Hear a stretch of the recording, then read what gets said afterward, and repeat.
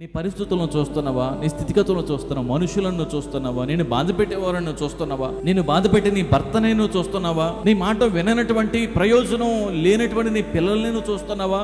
వారిని చూడవద్దు. వారందరినీ నడిపించేటువంటి ప్రభువుని, దేవుణ్ణి చూడు. నీకు ఇబ్బంది కలుగు చేస్తున్నటువంటి ఒక అధికారాన్ని చూడొద్దు. నువ్వు ఎవరి విషయంలో అయితే నువ్వు సమస్యను ఎదుర్కొంటున్నావో వారిని నువ్వు జ్ఞాపకం చేసుకుంటే ద్వారా కలలో కూడా నువ్వు ఏమైపోతావో తెలుసా? ఉలిక్కపడి లేస్తావు. భయపెట్టే వాటిని నువ్వు చూడనవసరం లేదు. ఈరోజు వాటిలో నుండి విజయాన్ని కలుగు చేసే యేసును చూద్దాం. మన విశ్వాసమునకు కర్తయు దానిని కొనసాగించేవాడునైనా ప్రభు వైపు చూడు. యెహోషువ చిన్ననాటి నుంచి మోషే దగ్గర ఈ సత్యాన్ని నేర్చుకున్నాడు. మోషే భక్తుడు ప్రభువును చూడటం, ప్రభు వైపు చూసి ఘనకార్యాలు చేయటం యెహోషువ మోషే దగ్గర నేర్చుకున్నాడు. ఇప్పుడు యెహోషువ విశ్వాసంతో పలుకుతున్నటువంటి మాట, ఎదిగో యెహోవా మనకు తోడై ఉన్నాడు. అంతే, ఆయన మనకు తోడై ఉన్నాడు. భయపడడం అవసరం. దేవుడే ఈ అసాధ్యాన్ని ఏం చేస్తాడు? సుసాధ్యం చేస్తాడు.